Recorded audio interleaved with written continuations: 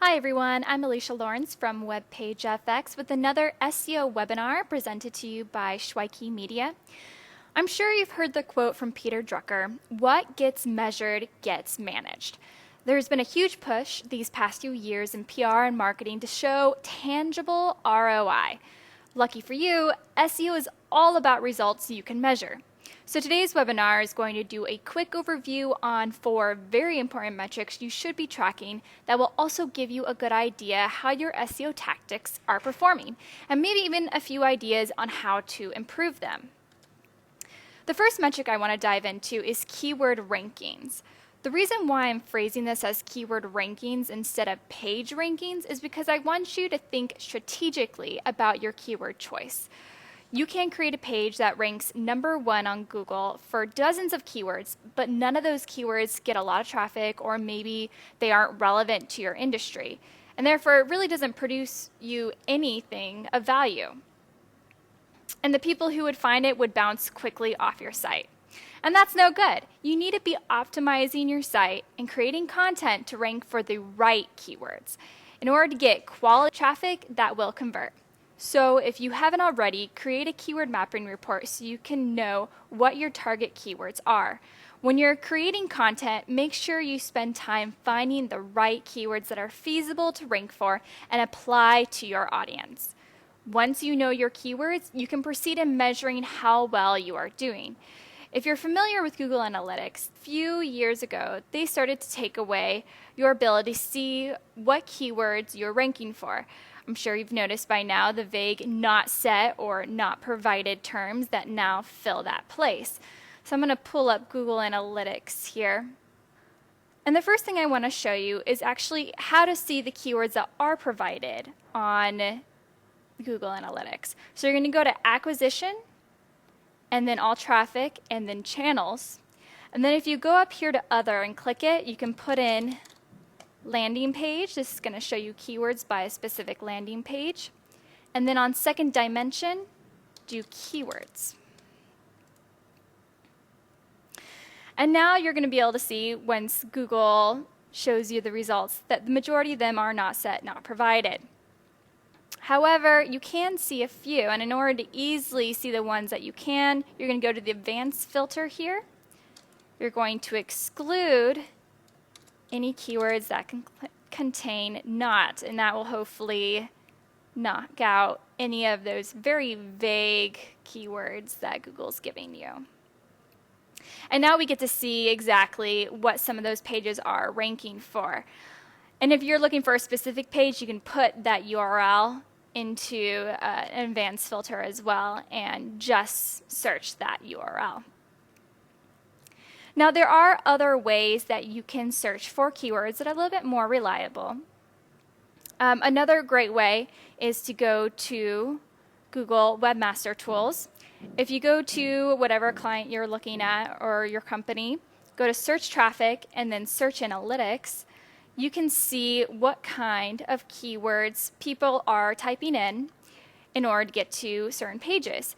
For this one, I like to usually see either click-through rate or position to see if there's any low-hanging fruits that might be good to kind of put some SEO love on and help them get to that first spot. For example, toothache or toothache relief, tooth pain even. Maybe I could focus on a piece of content that relates to these keywords and hopefully build out that keyword base and get to the #1 spot.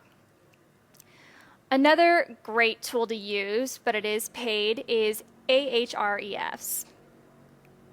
And that one, they just came out with this. You can see the organic keywords, but what you do is you have to actually type in a specific domain. So for this one, I'm doing one of my clients that I created an infographic for. I want to see what keywords it's now ranking. Since we're based in the US, I'm going to choose the US choice down here under organic keywords. And it's going to pop up all those keywords that it's showing that it's ranking for, even the volume and how many results and when it was last updated. The next keyword tool that I'm going to show you is one that we probably use most at WebPageFX for clients. RankWatch allows you to easily keep track of any keywords that are kind of your goal for ranking in Google or any of the search engines.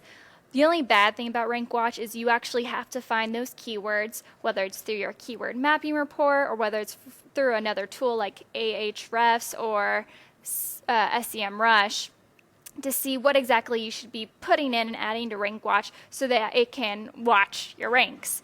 Of course, this is a paid tool, but it gives you a lot of insight into how many even spaces your keywords are moving up or down. And you can even do a specific keyword that you're looking for to get a better idea of how you're ranking throughout the month for that keyword. So it's definitely a great resource to easily keep track of all those keywords. And lastly, SEMrush is a tool that you can use to help see what keywords you're ranking for organically.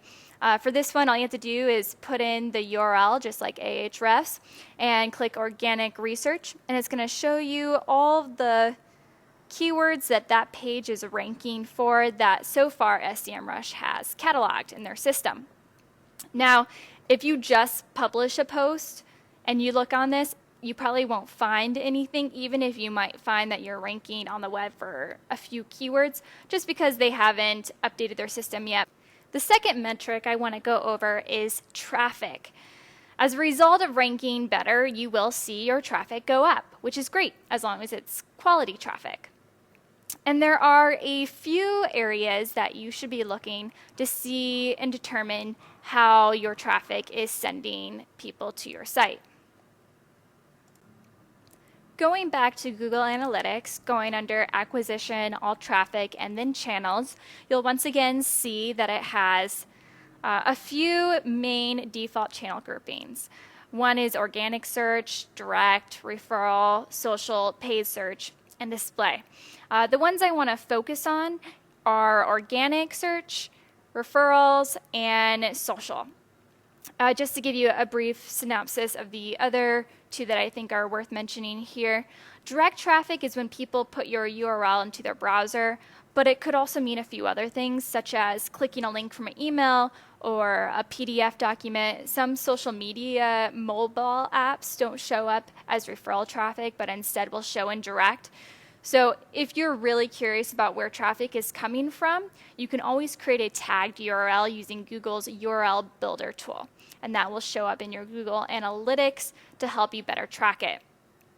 Also, traffic from paid search is very good to explore, especially if you're running ads. It'll help you analyze how well your online ad is converting, which is important. Now, organic traffic, which you can just click on the channel grouping and it will show you a little bit more in depth what kind of pages are ranking organically and also what keywords are doing it. You can switch to landing page up here under primary dimension if you'd want to see that version of it. So you can tell that toothache home remedies really is getting a lot of traffic, and we also saw that that was a hot topic in our Google Webmaster Tools for this client. So organic traffic, for those of you who don't know, is traffic that is coming to you from a search engine. So for example, if I go to Google, you can see I typed in SEO companies in Harrisburg. Ideally, you would want to do this in incognito and not signed into your Google Plus account, because Google Plus changes the ways that you see search engine results. But because I have to access the Google Analytics, I'm signed in at the current moment. For this one, what you see at the top here is actually ads, and then you see local search. So Google pulls this information in, and then organic search comes right here under the local search. And so you see WebPageFX is ranking on the top two listings there, which is great for organic. So that's what organic traffic is, and that's what you're going to be seeing here, is those articles coming there and being clicked. For referral traffic, going back to my channels here, referral traffic is coming to you from another site. For example, a link that you built in a blog post. People are clicking that link and coming to your site. That's what you'll find under referral traffic. And then Social traffic is traffic coming to you from social networks like Facebook and Pinterest. Now, depending on your business, this might not be as an important metric as maybe for a cookware company who does a lot of blogging and does really well on Pinterest, and people are coming to their site with recipes or talking about green cookware and then ending up buying products because of that social referral. So those are the three that you should probably be checking out regularly. Our third metric that I wanted to go over is links.